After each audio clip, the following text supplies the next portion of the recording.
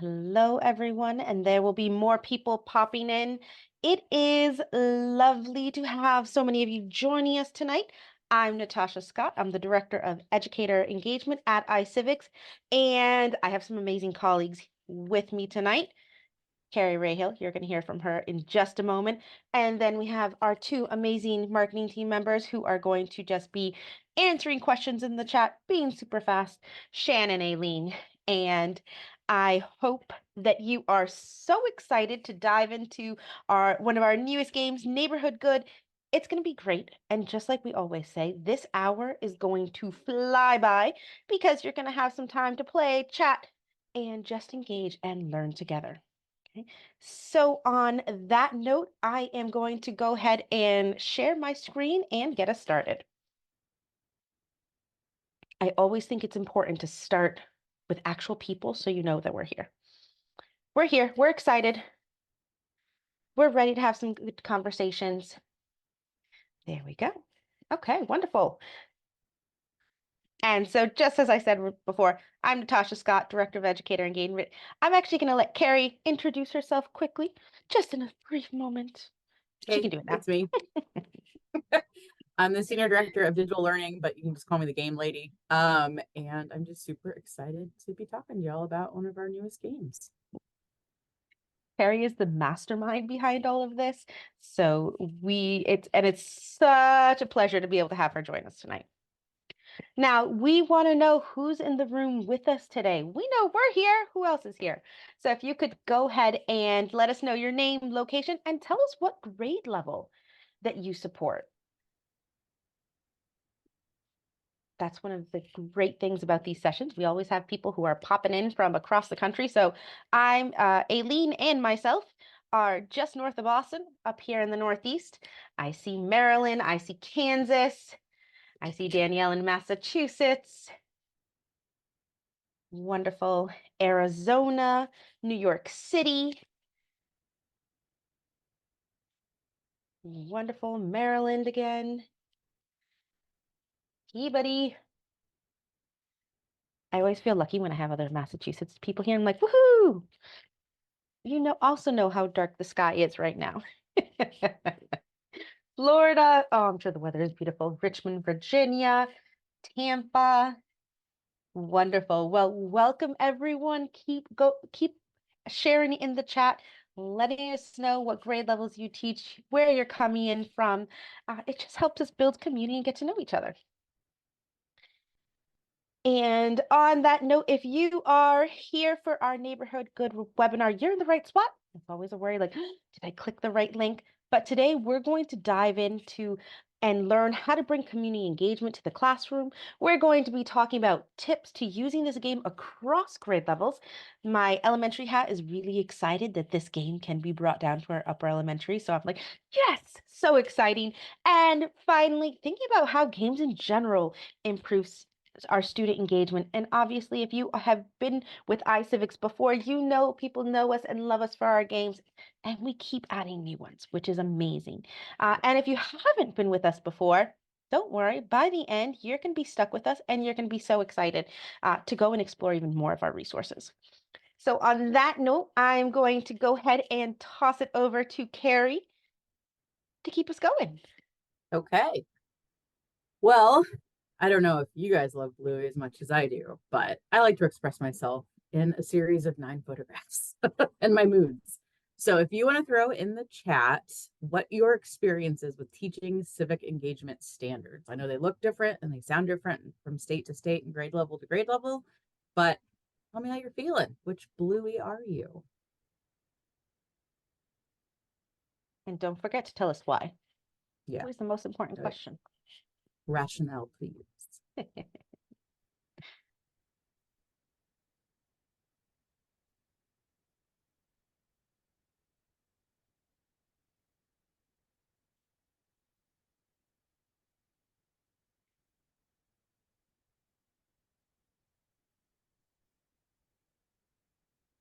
And those of you who are just joining us, don't worry.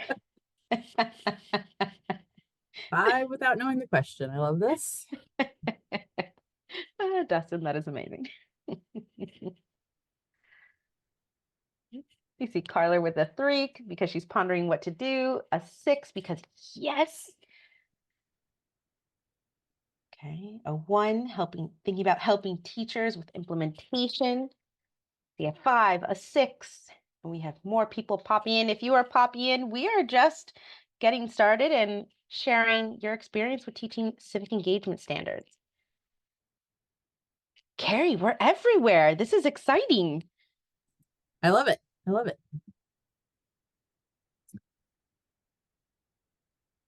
All right.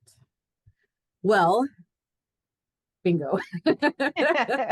Bingo is a whole nother level. And if you're super into it, Muffin is my personal pup of choice. It has to be Muffin. That's awesome to hear. And the spread is an honest one. I think I've probably been all of Bluey's over the course of my teaching background. So I just want to acknowledge that civic engagement is not easy.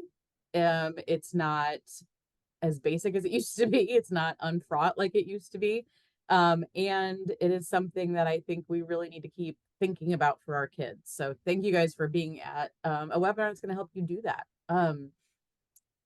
Just a quick, I don't know, holler in the chat if any of you guys have done like big civic projects or have like gone beyond your classroom doors with civic engagement. You can just say yes if you've done it. Like you don't need to go into the details yet, but we might ask more later. But that is hard.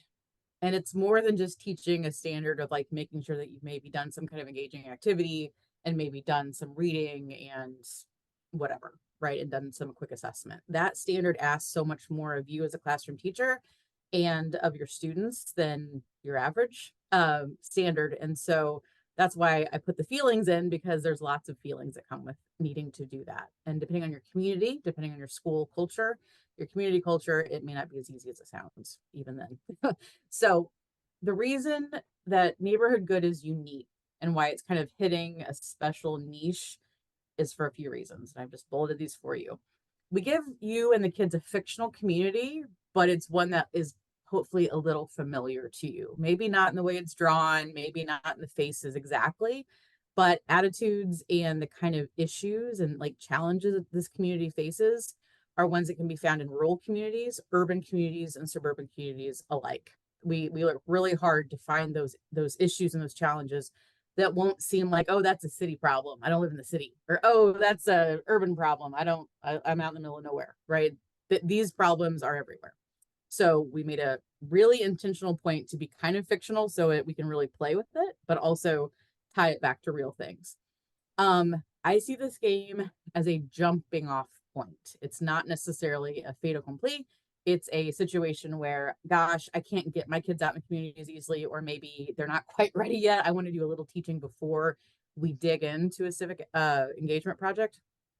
And in that case, this game does a lot of the footwork for you. It does a lot of the legwork for you to get into community-based thinking.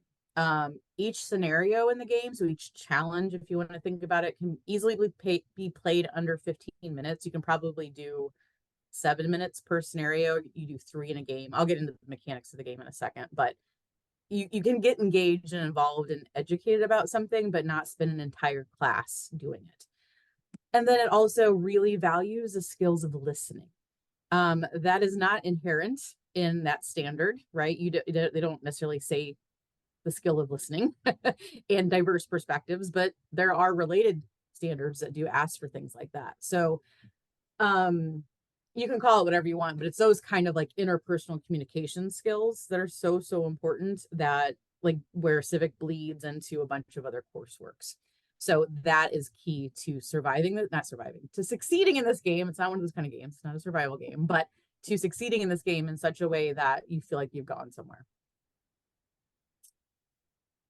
So if you need to find it, if you're not familiar with our games, or you're new to iCivics, or you just forgot the way to get there because we've kind of changed the website just a little bit recently, you can just go to Teach, log in, choose Teach, and then you can go directly into the game search. So you can search by game. The list of games will show up. If you want to get more specific, we can look by grade level, but luckily Neighborhood Good is tagged for all grade levels, interestingly enough. So you can see that here. The other, if you're not familiar with these tags or these little labels, K through 5, 9 through 12, 6 through 8, not in the right order, but those are all the grades that we would kind of tag to. It's a game, hence the whatever Nintendo thing. And Controller. then there is an assessment attached to this where you can pre and post quiz with the situation. And there's EL supports and ML supports, and it's translated into Spanish. So we have all of that in that game for you. And then you would just hit view and you get straight to the game. And I'm not going to show you the game yet. I'm going to show you the other things that you really need to check out, because the game is the thing, right? Like the plays thing with Hamlet. But here, I really want you guys to know that we are working so hard to support you all with teaching through games. Games are not a band-aid. Games are not a replacement tool for you or a way to not have to teach a subject. It's a way, it's just another tool in your toolbox that will get the kids' eyes to open up a little differently than with other activities. And it's a way to kind of give you another way to attack a subject or attack a topic. So here, our little smiley faces show the first one up here is to look at the login to download resources if you're not already logged in. You are logged in, that'll take you directly to like the PDFs that you need or could use. Your learning objectives are below. And that's really important because I know teachers, I didn't have to always write my standards on the board, but that's the reality for probably the majority of teachers these days. And so these will help kind of connect you to those standards or to identify those learning objectives for your kids. So you can be a little bit more meta about what you're trying to do with things, which always helps. And then to the right, you'll see that the extension pack is linked from there as well.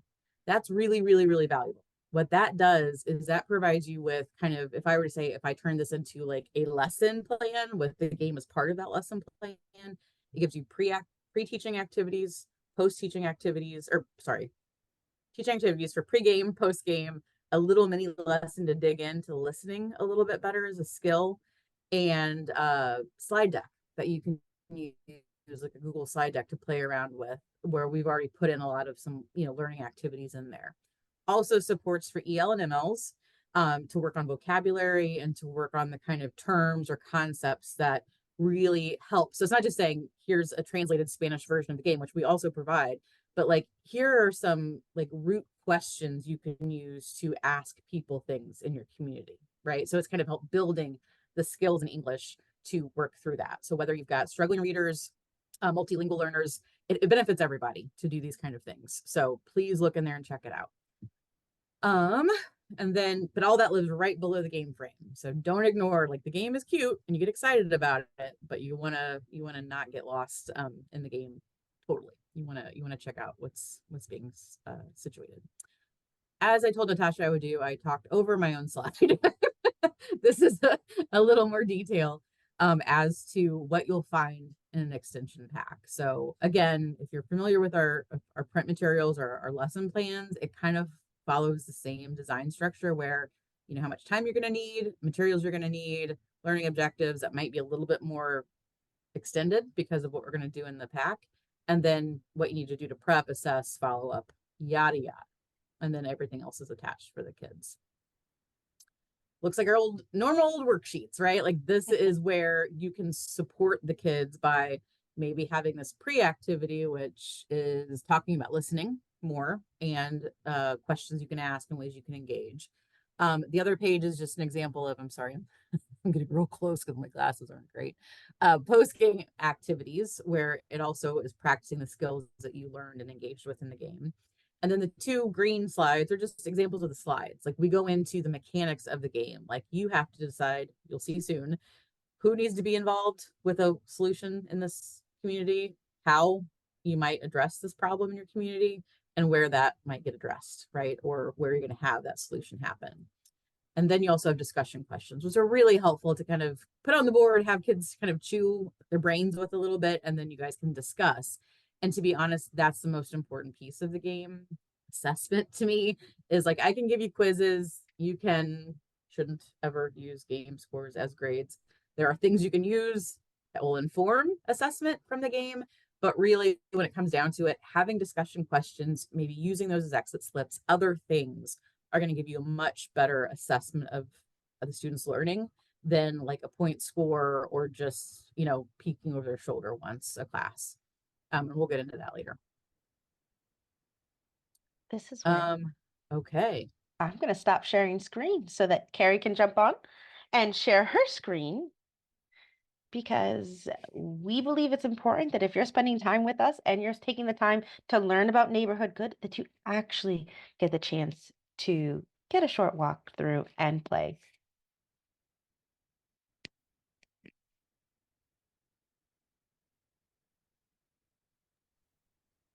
So just to confirm, Natasha, am I playing or are they everyone playing on their own? I I'm think you playing. can you can go right ahead and show them up to the Okay. issues and then release them to go play.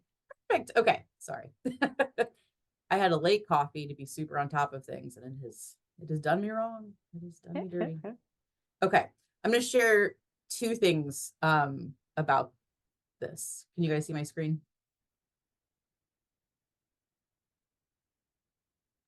Yes, we can, Carrie. Okay, good. Sorry. I can't see anybody's faces. The other thing I wanted to show you here is that when you start a game, the music starts, and that can be really awesome or really obnoxious, totally depending on your style of teaching and how much noise you can handle. Always you can go to the settings immediately and turn the music off or address these issues here. I'm also going to add that we've added a access color blindness menu to this game. Not all games have it, but we do have it. And it is exciting that we can help with this. And so just, that's there. And then we also have a screen reader ability here to look at. So just wanted to let y'all know that's a thing. And what I'm going to show you real quick are those issues that you can choose from. You're going to have time to play around with one of them, but I figure I'd preview them first and then we can go from there. Oops, confirm. Okay, so Anna, glad Anna, if you know her that way, she gets a little new face due each time for a game, but she's going to kind of say, we live in an area with great people, but we've got some challenges. So let's go through, look at the ones we might want to try to address. So food deserts, they're in every single kind of setting that people live. And it's a real issue. So you can choose to address that one. You have a animal shelter that's in a crisis with funding and space. And see if we can help them out. Just like a food desert, you also have healthcare deserts. And so this is one that happens in a lot of places. So thinking about what are you going to do if you only have an emergency room to go to? School resources, I think we all know this deep to the heart of reality, is that, schools are not funded enough and we need to do more to figure out how to make that happen. So that gives you a bunch of different ideas about what you can do to solve for that problem. What a waste. Lots of trash in the cafeteria after school, lots of wasted food. Also, how could you address that? Connecting students.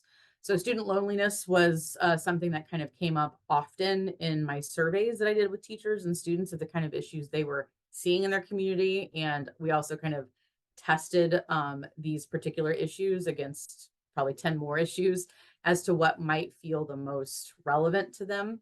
And this one was the top of mind for both teachers and students. We wanted to make sure we got that in there. So how do we bring students together and make them feel part of their school community and make them, not have that sense of disconnect?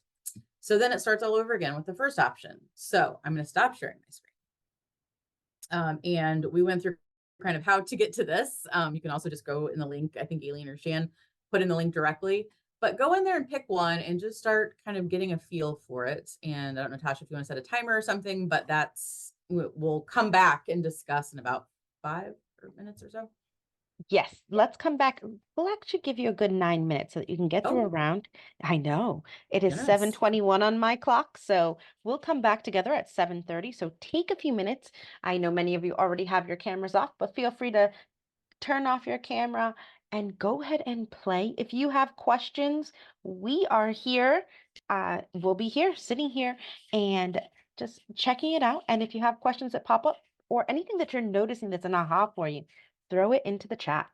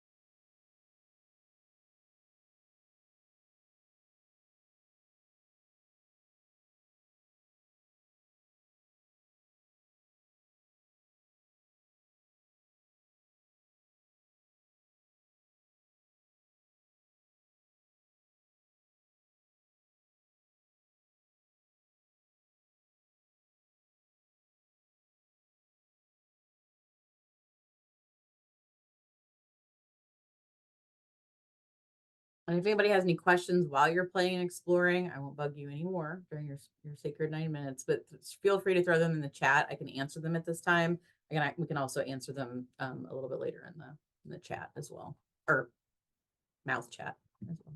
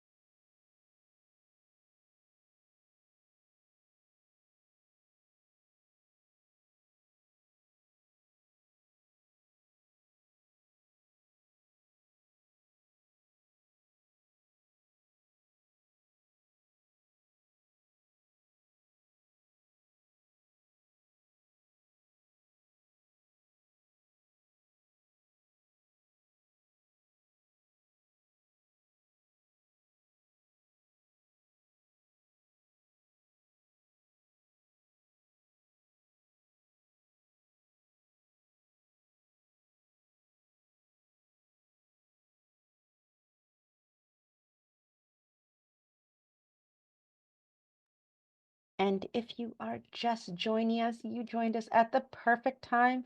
We still have about 4 more minutes to actually play Neighborhood Good and do a little bit of exploring. And so take the time now. You can click on the link there. And if any questions pop up, please feel free and let us know.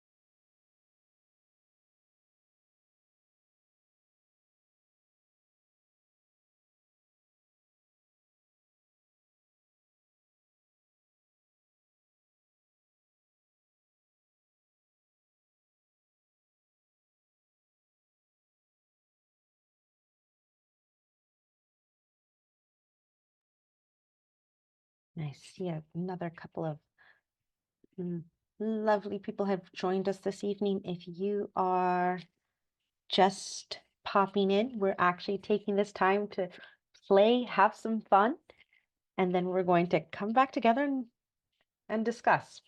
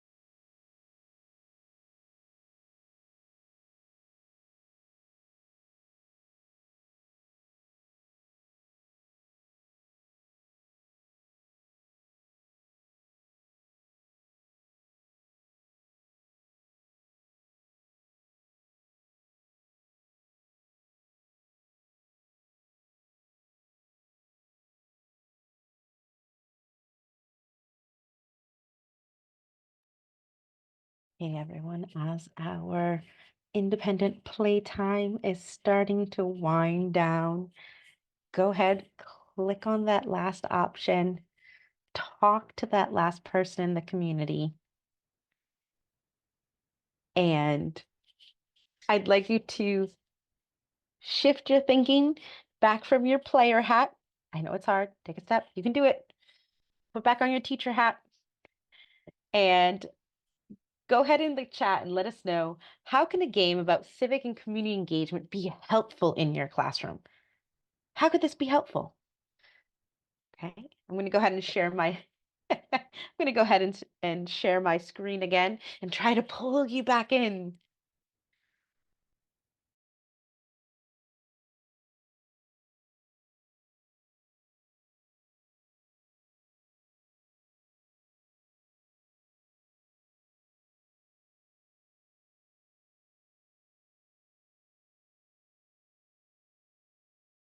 I can explain the state standards bit.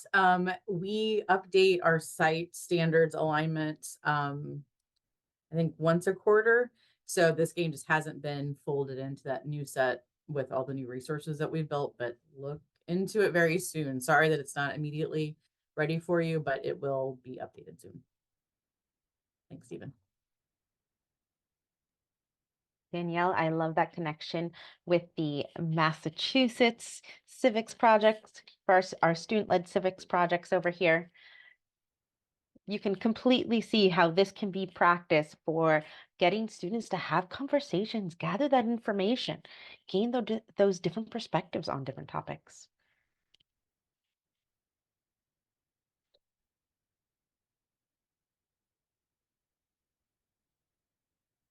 So Marissa letting us know that it allows for students to be competent in issues and problems facing people outside of where they teach. Okay, it makes them better students and humans. I love that. I think that's always something, and I know I'm going to turn it back over to Carrie in just a minute. But I think that's something always that I appreciate about the gameplay that we have within iCivics is when you're in the games and when students are playing the games, it gives them space to be human, right? It gives them space to make an error, knowing that they can try again, right? This isn't impacting their grades. They can keep trying again and keep trying different tactics. And this game actually encourages that as well. How decisions are made, different perspectives. Yep. Great connection to literacy. So a source of inspiration, thinking about when you play a game, you can play in the beginning of a unit or lesson, the middle, the end, different points for different types of discussion that you want to have. Okay, Carrie, now I'm really going to turn it back to you. Promises, promises. All right. Thank you for all of this. And I think really, anytime you do or teach with a game, play it a couple, 4 or 5 times first. I mean, once is enough, honestly, but to kind of get at how playing one issue more than one time and taking a different approach, how did that feel? What was the feedback? How did that compare to others? Or technically there's 6 issues and you have 3 turns in a game. So you can play at least twice with absolutely new content. And then you can also replay by talking to different people this time. You can replay by ending early and talking to less people. You can talk to more people. There's lots of different ways to approach it and it still feel fresh, which is also something to remember. We do that. We try really hard to make sure that happens in our games because if you say video game to a kid, it's they're used to like playing over and over and over and over and over and over again until they beat a level or until they do something else in a game. So this, we try to take a little bit of that kind of like more feeling and introduce them to more content and more scenarios as much as possible. So it's not a one and done unless you need it to be, and that's okay too. It still does its job. I wanted to talk about all the different possible learning levels that this game can be used for, since we are a bit of a stretch, right? As far as our areas. And I also know that you guys have friends. We all have, friends that are also teachers that may not teach in my grade level or in my district or in my school. And so this is a rare game, I would say. A lot of times we'll target one range, middle school, and then kind of for high school it works, or the elementary kids aren't going to get this, or high school, no way elementary. Like sometimes there isn't a bridge to different grade levels. Here, I believe there is pretty strongly. This ended up being a simpler game than I originally designed, and that's good, right? That it doesn't have to have fancy mechanics. It can just be straightforward and get the job done and give you lots of ways to deal with it. So I created this slide to kind of help you think through for your classroom and for your kids or your teachers, students, if you're a supervisor, that in elementary, these are simple mechanics. You listen, you throw some stuff together on a plate, to see, it kind of looks like a ball diamond, on the bases, and you see what happens with that. We've got voiceover, so the reading shouldn't be too much of an uphill battle. And it should be accessible, at least by third graders and up, I would say. Kindergarten, first grade, and second grade, I'll give you a tip on that in a second. But it should work for upper elementary for sure. And the italics is what I might do with it if I was like thrown into a third grade classroom tomorrow. This is what I would do. I would probably have them play. I'd review parts of the plan, like what is a where, why do we talk about where, what do we talk about when, what do we talk about how, who, those kind of questions. And then talking about listening a lot more, right? Talk about that skill, have kids engage with that skill, go into the extension pack and work on those kind of activities for elementary. For the middle grades, I would kind of start looking at those challenges a little bit more, right?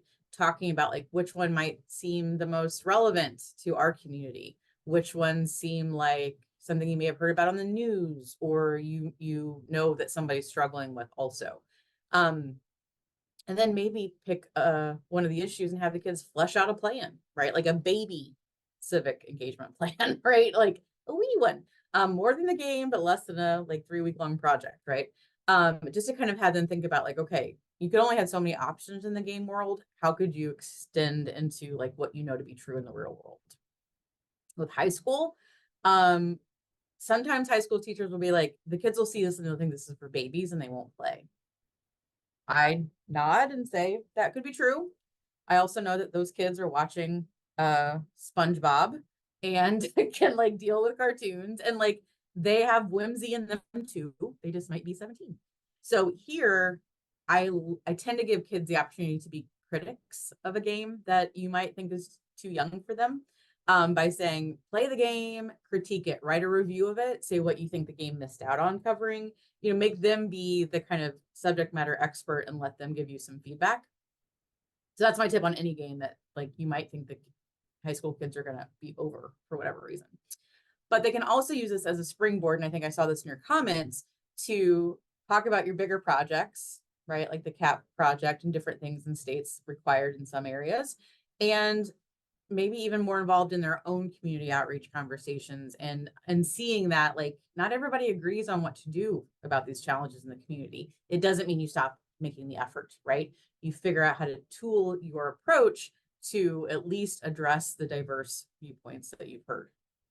And so here specifically, you could ask them, be like, hey, let's create a survey about one of these game issues and like see what even building a survey is like as an activity, right? Because that's a whole lesson in itself. So high school especially, there's really limitless things you can do with games. And with elementary, I always say like, maybe think about pair play or one-to-many play, where you are the teacher playing it up on the screen and you are having the kids talk you through what choices you should make as the player. They'll love telling you what to do rather than you telling them. That always works well with almost all of our games. The one-to-one, I would say, works definitely in middle to high school, where it's one kid, one screen. But I also don't want to undercount the idea of pair play. Pair play is when you have two kids sitting at the same screen. You might go, oh, that's multiplayer. Not exactly.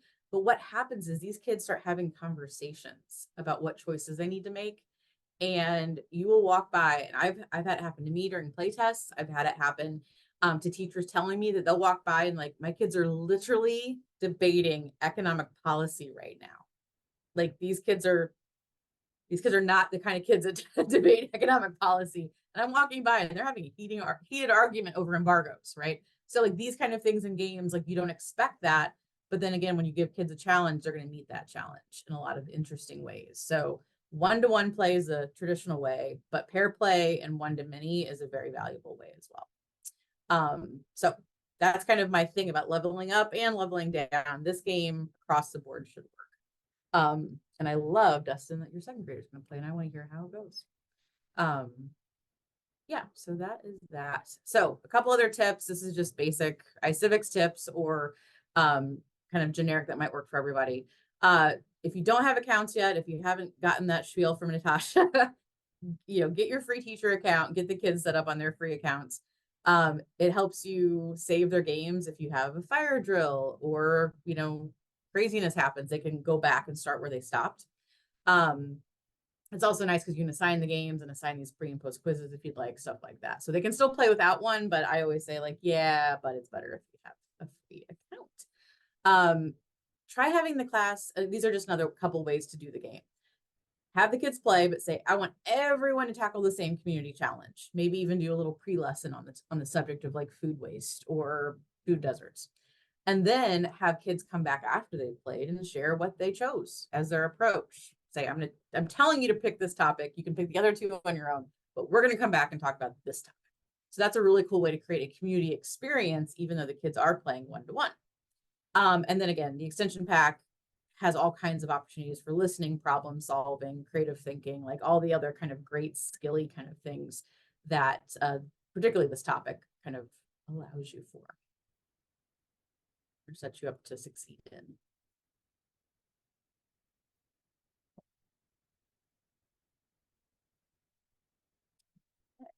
So you've seen a little of the game, not a whole lot, but hopefully maybe an issue or close to an issue. I've kind of given you some different ways to attack it. What do you think how do you think your students can benefit from this game, and how might you bring this into your classroom? No wrong answers. That's a nice kind of question. No wrong answers. And go ahead and share your answers in the chat. That way, someone else who's on tonight can say, oh, that's a great idea. I'm going to try that with my students.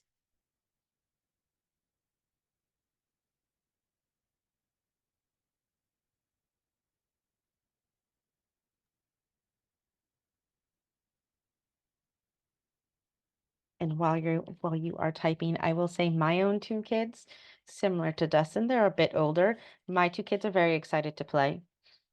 And they were like, can we play now? I said, no, you have to walk the dog first. You cannot play just yet. Hold on. But that's what iCivics does, right? iCivics keeps pulling us back in with these amazing games. I see Michael saying great prep to plant seeds for their policy projects to solve local issues. Good counterpoint to county's work to show how nuanced we can be in discussing localized solutions. And Carrie, for anyone who doesn't know county's work, can you give them a quick commentary on what that game is? They wouldn't let me make a game called Parks and Rec, so I had to do something else. That's to make the Parks and Rec game. But this Leslie Knope wannabe, we looked at how counties work literally and the kind of services they provide and the taxes and that whole relationship, because the county government or that local, whatever your county parallel is the closest kind of most intimate usually form of government that has a lot of impact on your life. And so what you do there is you're in charge of the county and you've got people coming in all over the place, having these ideas, having these requests, having these needs. And it's kind of like a diner dash game where you're running around trying to do resource management. You have to address their concerns, decide if they're worth being addressed, like if they're not insane, and then send them to the proper departments, the county departments that are traditional across the counties in the United States, to get their problem solved or to get their questions answered. Then you also need to set taxes and deal with people liking or disliking your tax rates, but that's popularity is a thing, right? You want to get reelected. But you also need to spend money on requests. Like we maybe should try to bring more businesses to the county. So we expand, and it's kind of like a bit of a map building game as well. We made that in conjunction with NACO, which is the National Association of Counties. And we also, if anybody's here from Texas, we made a special Texas version for y'all. So yeehaw. So we have two versions of that. And it's a really kind of fun way to understand services and how the county government engages with your day to day. And Carrie, thanks for the snippet on county's work. We have a couple of other recommendations coming in here. Danielle using it as a kickoff to the civics project here in Massachusetts, or revisiting it before our state testing, because they're going to be looking at state and local government pairing players. And when Carrie was talking about the different ways to play, if you are in a K-8 building, one of my favorite scenarios is have the older kids calm down, play with the younger kids, the best conversations, the most caring that you will see some of these older kids be. Definitely a scenario to think about, and partner up with an older classroom or a younger classroom. Okay. I see Shan, our colleague Shan, with her twin nieces debating over the different options. Okay, wonderful. So keep those ideas coming. And as you continue to share and think about how you can bring this back into your classroom, I am going to share a few final elements that we close out all of our sessions with, including adorable cats. All right. Always. She's gonna cry unless I pick her up. No, listen, this is iCivics. I love it. Okay, so if you have not already joined our community, you found us here tonight, so you know where we are. But check us out on Facebook, X, formerly known as Twitter, YouTube, LinkedIn, all sorts of different places.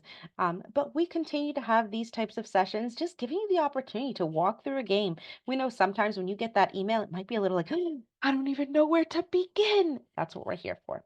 To hold your hand, help you out, and help you get excited and think about the possibilities of bringing it into your classroom.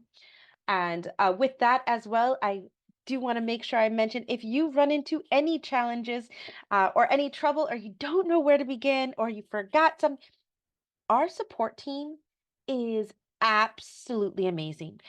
Partly because it is our curriculum team, it is all sorts of different members of our iCivics team that actually read those messages, respond, share it with the appropriate department. If it's a tech challenge, if it's a content issue, just always feel free to reach out, because there are actual human beings at the end of that who read and communicate. Dustin, I'm sending you the good vibes, always, always. And there was a question about when White House update. If you have any other questions, so I always like to make sure that we have some time at the end of our webinar, for you to do the exit ticket. It's really important that you give us feedback, tell us what you learned, tell us what you enjoyed, tell us what you're wondering, so that we can continue to improve these types of sessions for you, and continue to offer them. And secondly, if you have any questions, we have Carrie. Carrie is amazing, and she knows all of the games. So if you have any questions about any of the games that you are wondering and pondering, please feel free to throw them into the chat. But on that note, I'm just going to say thank you. Thank you for taking the time of spending it with us this evening. Thank you for taking the time to actually playing the game, checking it out. Okay, we really hope that you enjoyed yourself, and we're here for questions. So if you have any questions, I'm going to stop sharing screen so we can actually see people, but please feel free to unmute yourself. Please feel free to put it into the chat. Either way is perfectly fine. There we go.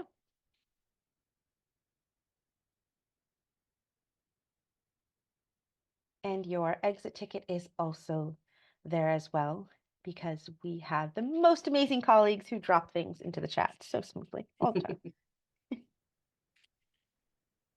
Harry, do you have a favorite issue? I love the student connection issue because of the solutions that you can pick from and build out. There's one that's really targeted at elementary school, one that's really targeting kind of more of the middle school kind of kid, and a high school. So it's really what you come to it with is what you end up solving for, which is neat, because we didn't want to like make high school kids solve for elementary kids unless they wanted to, and vice versa. So That was something that, again, was really asked for by all the surveys that we had with the teachers, and still has a lot of agency as far as like which direction you want to take it. Thanks, Carrie. And our other amazing colleague, Kristen is here. Kristen, do you want to give a plug about Spanish translation? Hi. Yeah, our so this game has been translated into Spanish, and as like all of our Spanish games, if there's humor and jokes, we translate the jokes too, and we try to keep it just as fun and engaging as it is in English. And I know Carrie talked about the extension pack. This is one of my favorite extension packs, I think, because of the whole piece about listening. We tied it all into the fact that they're walking around listening to people, and how being a listener is also being a good part of the community. It's not that there are many different ways to be involved, and so that's one of the things I really liked about it. Thanks, Kristen. Kristen, I will also ask you, do you have a favorite topic, a favorite issue? In the game, I think it's the food deserts. I don't know. I like that one. I like the art for it, the little icon, and I like the options that the kids have. Although I also like the pet shelter too. I don't know. It's hard to So I have to decide. say on the issues too that they're all basically, I would say within about 5 minutes of Googling, you could find a story online about a kid or a community-led effort to address one of these problems. The food desert thing, one of our coworkers who isn't here today, but she helped with the game, is in Cincinnati, and she had a story about the Cincinnati response to that problem. And another story that we used, a news story that, like, I was basically listening to NPR going, ooh, we can do that, right? Like, ooh, I can put this in the game. But there is, I believe, a situation out in maybe Nebraska where they have a rural food desert issue. And the school opened a store as a co-op with some other local businesses. And so the kids get to work there for credit. They get to learn things as they work at the store and do inventory and checkout and all that other stuff. And then the community has a fresher food resource. So that's another, I guess, direction you could take, is to kind of a current events approach of, like, challenge the kids' news stories in the last 2 years that addresses this issue. Buddy benches are a thing in the student connection piece that are commonly found in elementary schools. And there's different organizations that like support the building of buddy benches, for example. So there's lots of some fun things to check out that are real, right? And so every single one of these falls back to real stories of real local solutions to struggles in a community. Thanks, Carrie and Kristen. Absolutely. So if you have any questions, put them in the chat. Otherwise, I'm going to give you 8 minutes back of your evening. And after you finish the exit ticket, I hope you have a fabulous evening. We'll be on here until 8, but please feel free to sign off, enjoy the rest of your evening, and look at your calendar and decide, when are you going to play Neighborhood Good in your classroom? Thanks, everybody. And think about who you're sharing it with. Take care, everybody.